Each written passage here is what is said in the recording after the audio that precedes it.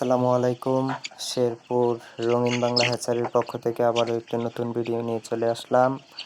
আজকে আপনারা ভিডিওতে যে মুরগির বাচ্চাগুলো দেখতে পারতেছেন, এইগুলো হচ্ছে অরিজিনাল মিশরীয় ফার্মি মুরগির বাচ্চা। এইগুলো 18 মাস পর্যন্ত একটানা ডিম দিয়ে থাকে।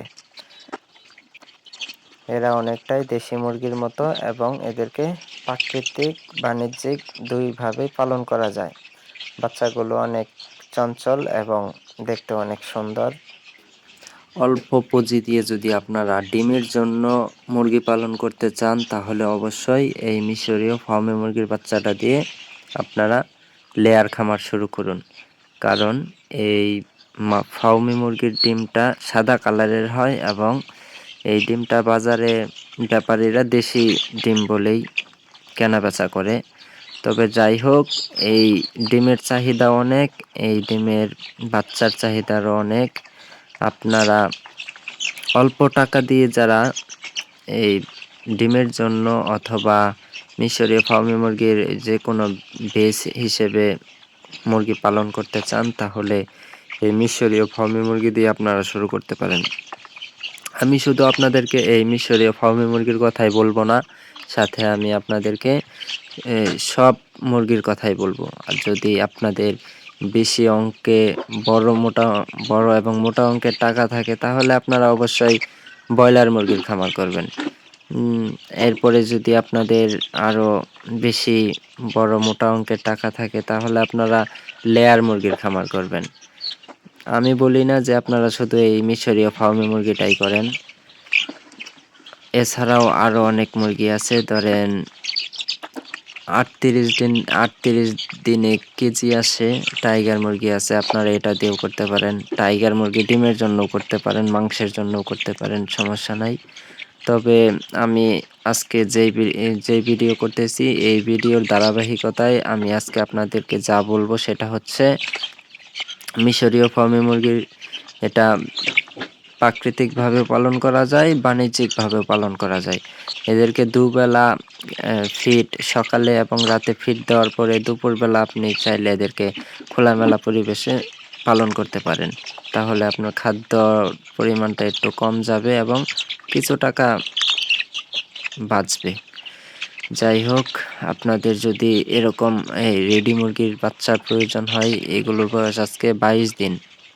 আবার অন্য আরেকটা বেচ আছে 7 দিন, আরেকটা বেচ আছে 45 দিন। এছাড়াও বিভিন্ন বয়সের বাচ্চা আছে। আপনাদের যদি কারো প্রয়োজন হয় যে নতুন অবস্থায় আপনারা বোর্ডিং করতে পারতেছেন না, তারা আমাদের কাছ থেকে বোর্ডিং বেচের বাচ্চাগুলো নিয়ে শুরু করতে পারেন। আমরা সর্বোচ্চ চেষ্টা করি যে 50 পিস বাচ্চা দেওয়ার।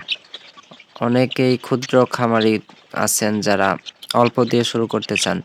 একেবারে 10 পিস 20 পিস তো দেওয়া যায় না। মানে বারবার ধরেন প্রতিদিন যদি 10 পিসের 10টা অর্ডার থাকে, তাহলে হয়তো ভাত খাওয়ার সময়ও পাবো না।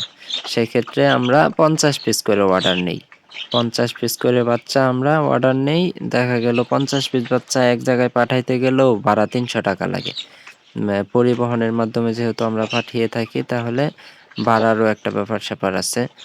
তাই আপনাদেরকে বলবো, যারা দূর দূরান্ত থেকে আমাদের এই ভিডিওটি দেখেন, আপনাদের জেলার নামগুলো কমেন্ট বক্সে লিখে যাবেন এবং ভিডিওটি আপনার ভালো লাগলো কিনা সেটাও আমাদেরকে বলবেন।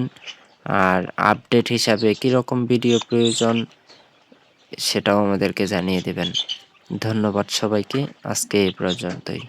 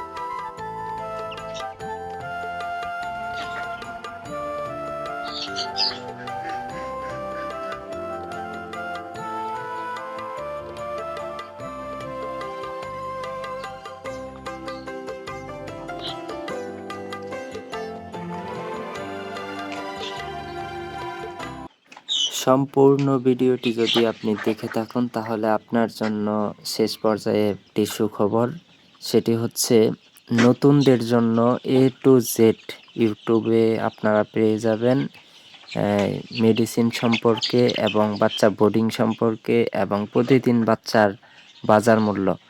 আপনারা ভিডিওটি না টেনে সম্পূর্ণ দেখে আসবেন, প্রতিটি ভিডিওর প্লেলিস্ট ইউটিউব চ্যানেলে পাবেন।